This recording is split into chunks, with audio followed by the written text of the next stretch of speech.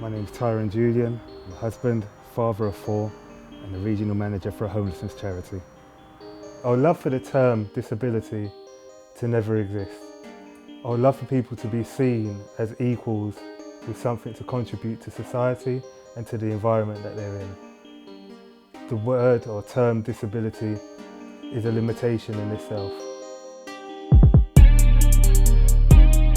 I was born with a hemangioma in my left eye and a malign tumour in my left cheek, which caused a facial disfigurement.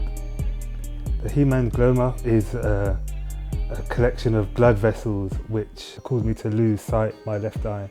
It basically covered the eye and had a very large swelling across the left side of my face. Wow, I've got some pictures here that I haven't looked at in years, maybe at least 15 years since I last saw these photos. And they are definitely ones that I need to sit down and let the kids see.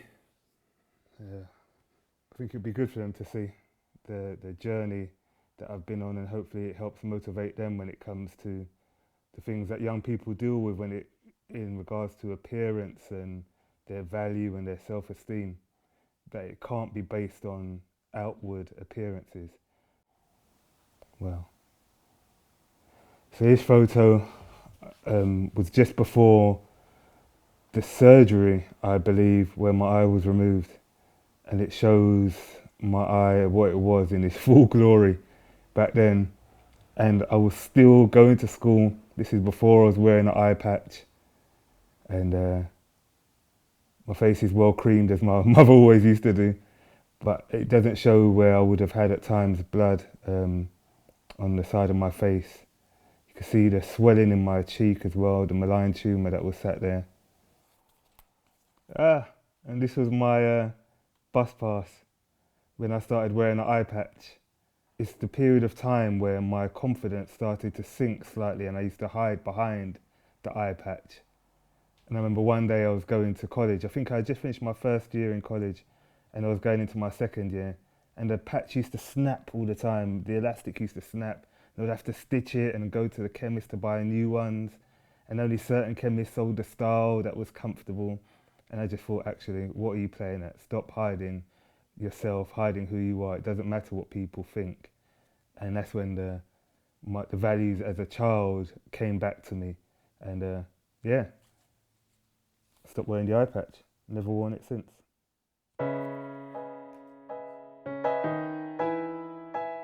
But I do remember an occasion where I was in a school play and my eye was bleeding profusely, and my parents were sat there and they just sat there smiling like nothing was wrong. And that really boosted my confidence. It gave me the encouragement to carry on. Or when walking down the street and young kids would point and laugh or talk and mutter, they would just hold my hand a bit firmer at that time, reassuring me that they were there. They never allowed me to see my disability as an issue. They never allowed me to feel as though it was a fault or something was wrong with me. Yeah, this is where I come every morning to help me wake up and get ready for my day, or every evening to help me de-stress and relax. It's a great community, great workouts, always varied, so it makes me feel good. And it's a nice way to shake off any stresses of the day. And also, when I come in the morning, to get my mind ready for the day. It helps me to get focused, my blood pumping, and puts a smile on my face.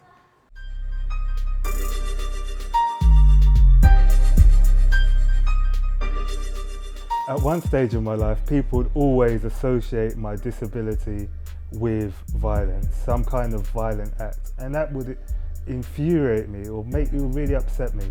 I remember being in a restaurant once and someone said, "Have you been in a fight again?" In that occasion, I remember challenging the guy, saying, "Why? Why would I have been in a fight? What do you mean?" And I don't know if he was trying to be funny or if he was trying to take the edge off a situation, but it just wasn't appropriate. It wasn't comfortable for me. Being a young black man, I'm always aware of how I come across. I'm always aware of not wanting to be deemed as what is often called the aggressive black man. So Don't associate me with violence. Don't associate me with an act of aggression, especially not due to my disability, because I've got scars on my face and other parts of my body because of operations due to my disability. They'll naturally assume that I was some sort of gangster, and that's as far from me as can be. I'll never forget the occasion when I was driving down the road and stopped by a police officer for driving too slow. And when I got out of the vehicle, the first thing he said to me is, "You've been in a fight."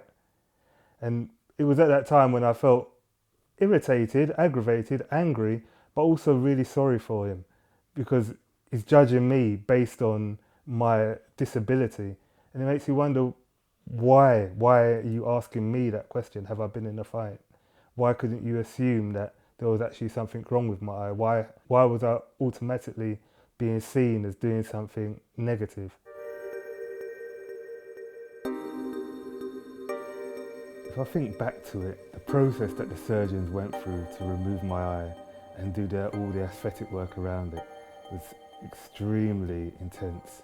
So it starts with a scar that I've got along here, where the surgeons cut me from the top of my forehead all the way down to the bottom of my earlobe to move my skin forward. And through that process, they removed the eye. But in removing the eye, the swelling that was there before caused a lot of bone structure damage. So they then used some of my jaw to recreate my eyebrow area here and just at the bottom of my cheekbone, and then also took fat from the lining of my stomach, the bottom of my stomach, and used it to create a base for my eye afterwards. And then following that, it was just a lot of reconstructive surgery, a little nip here and a little tuck there, a little Botox around here, and all different things to try and improve the appearance of my eye. I feel more conscious about my race in the workplace than my disability. I feel if I'm going to be judged on anything when it comes to appearance, it would be my race over my disability. And that's because of the way I've been treated at times in society in general. There was one occasion that just really jumped out to me when one of my friends purchased his own property, and we were celebrating, and we drove to a local pub, and just as we were pulling up, we heard one of the doormen say, "Who's playing that N-word music?" And that was like a big slap in the face to us.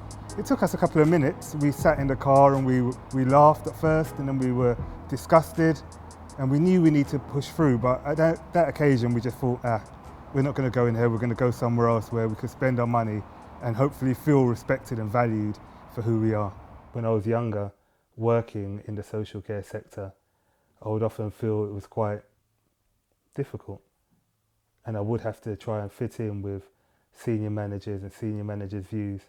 But again, that was stifling what I had known growing up, that I have a voice, I have an opinion, and I have something to contribute. It amazes me how the conversation about equality and diversity seemed to have been removed from the table for a significant period of time. But after the killing of George Floyd, it came back as a hot and essential topic. And I never forget, there was a managers meeting that I was part of, and we were talking about equality and diversity in the workplace.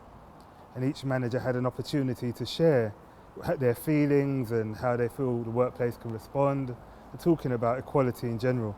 And it was at that point I knew I needed to be really honest and open and talk about my experiences as a black person, from being chased as a young black man by a group of racist thugs, being racially abused in my younger days, and how that felt, and how after the killing of George Floyd, it brought back those memories, and it brought back feelings of trauma and isolation.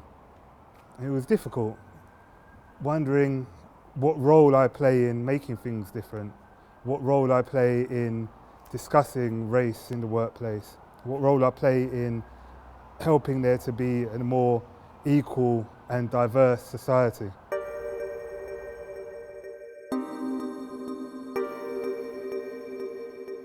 What scares me in this day and age is social media and everything being a bite-sized chunk into a person's life. And you don't see the full journey.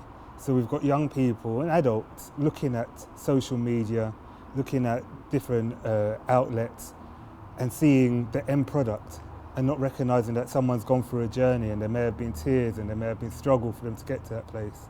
And to get to a point where you want to be in life, it's not an overnight success. And I see for myself when I'm looking back on my life, how many things have shaped me. So I love my disability.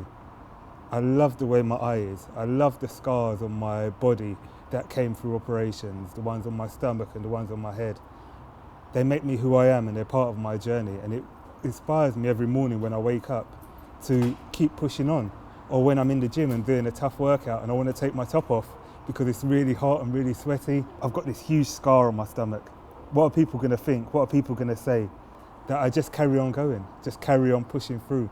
I might have a little moment where I stop and reflect and think, what are people going to think? But I know that I can't stop doing what I want to do or going where I want to go or trying to achieve what I want to achieve due to the thoughts and opinions of others, because I'll never get anywhere otherwise.